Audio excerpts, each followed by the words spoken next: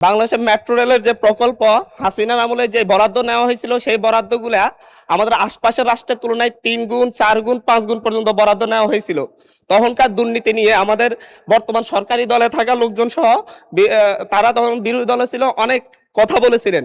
কিন্তু আমরা পত্রপত্রিকা মারফত জানতে পারি ঢাকা মেট্রো রেলের সম্প্রসারণ লাইন MRT-5 উত্তর এবং MRT-1 এর যেই বরাদ্দ বাড়ানো হয়েছে সেখানে প্রায় 126% এবং 130% ধারাবাহিকভাবে বরাদ্দ বাড়ানো হয়েছে এবং 42.5 মেগাওয়াটের মিনিস্টার মাথা ঠান্ডা অফার।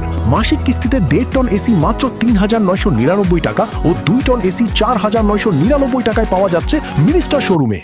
বর্জ্য থেকে বিদ্যুৎ প্রকল্পের নির্মাণ ব্যয় ধরা হয়েছে $467 মিলিয়ন, যা আমাদের রূপপুর পারমাণবিক বিদ্যুৎ কেন্দ্রের তুলনায় প্রায় প্রতি মেগাওয়াট ভিত্তিক প্রায় 3 গুণ 3.5 গুণেরও বেশি। রূপপুর পারমাণবিক বিদ্যুৎ কেন্দ্রে যেই প্রতি মেগাওয়াট উৎপাদনে খরচ হয়েছে 47 কোটি টাকা এবং বর্জ্য থেকে উৎপাদনের যে খরচ ধরা হয়েছে সেখানে 135.17 কোটি টাকা ধরা হয়েছে। মাননীয় স্পিকার, মাননীয় প্রধানমন্ত্রী যখন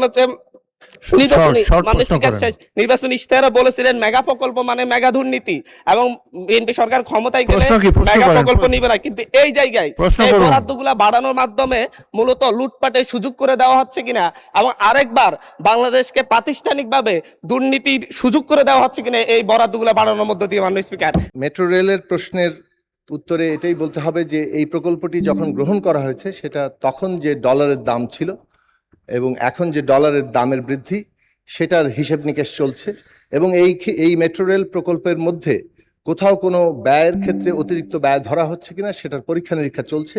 ইতিমধ্যেই নানান পর্ব পার হয়ে সেটা এখনো পর্যন্ত পরিকল্পনা কমিশনে আসেনি, তবে সেটা আসবে। আসার পরে এই সমস্ত ব্যয় প্রশ্নে যথাসম্ভব স্ক্রুটিনি করে সেটাই এই প্রকল্প পাশ হবে। তবে এটা মনে রাখা দরকার যে মেট্রো রেল প্রকল্প যখন জাইকার সাথে প্রকল্প করা হয়েছিল তখন 0.7% সুদে দীর্ঘমেয়াদী ঋণ নেওয়ার ব্যবস্থা ছিল। বর্তমান সময়ে জাইকা কিংবা অন্য কোনো ফাইন্যান্সিয়াল এজেন্সি তারা যে ঋণ দেয় সেটা মানে 3% নিচে খুব বেশি আর পাওয়া যায় না, ফলে সেটাও একটা বিবেচনার জায়গা আছে। এবং ঢাকা শহর যে ধরনের যানজটের পরিস্থিতি তাতে মেট্রো রেলের মতো প্রকল্প ছাড়া, অর্থাৎ এই প্রকল্পে যেহেতু মাটির নিচে মানে ভূগর্ভস্থ এবং ভূপরিস্থ দুইভাবেই চলমান হবে, সেটার প্রয়োজনীয়তা নিয়ে আর কোনো প্রশ্ন তোলার কোনো সুযোগ নেই, কেননা ঢাকার ব্যবস্থাপনার জন্য অত্যন্ত জরুরি।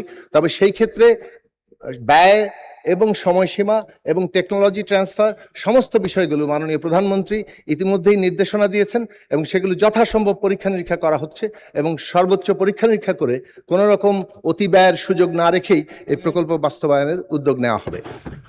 আর এক লাইনে আরেকটি প্রশ্ন বলি, যেটা বলা হয়েছে যে বর্জ্য থেকে বিদ্যুৎ উৎপাদনের প্রশ্ন। বর্জ্য থেকে বিদ্যুৎ উৎপাদন সাধারণভাবে ব্যয়বহুল, কিন্তু এই ব্যয়ের ক্ষেত্রে একটা অন্য বিষয় বিবেচনায় আছে যেটা মাননীয় প্রধানমন্ত্রী এ বিষয়ে পরিষ্কার করে নির্দেশনা দিয়েছেন। যখন আমাদের বর্জ্যের কারণে যে স্বাস্থ্যজনিত ক্ষয়ক্ষতি হয় সেটার যে মূল্য সেটাকেও আমাদের বিবেচনার মধ্যে রাখতে হবে এবং আমরা যেহেতু রিনিউয়েবলই আমাদের জন্য ভবিষ্যৎ, সেই ভবিষ্যতের কারণে এগুলো অনেকগুলো পরীক্ষামূলকভাবে এখন হচ্ছে। আজকে যেটা অনেক বেশি ব্যয়বহুল, সামনের দিনগুলোতে প্রযুক্তিগত উন্নতির কারণে সেটা ব্যয় কমে আসবে। যেমন রিনিউয়েবল এনার্জির একটা গুরুত্বপূর্ণ খাত হচ্ছে সোলার পাওয়ার, সেটা একসময় যে ব্যয়বহুল ছিল আজকে সেটা অনেক ব্যয় কমে এসছে, সামনের দিনগুলোতে আরও ব্যয় কমে আসবে।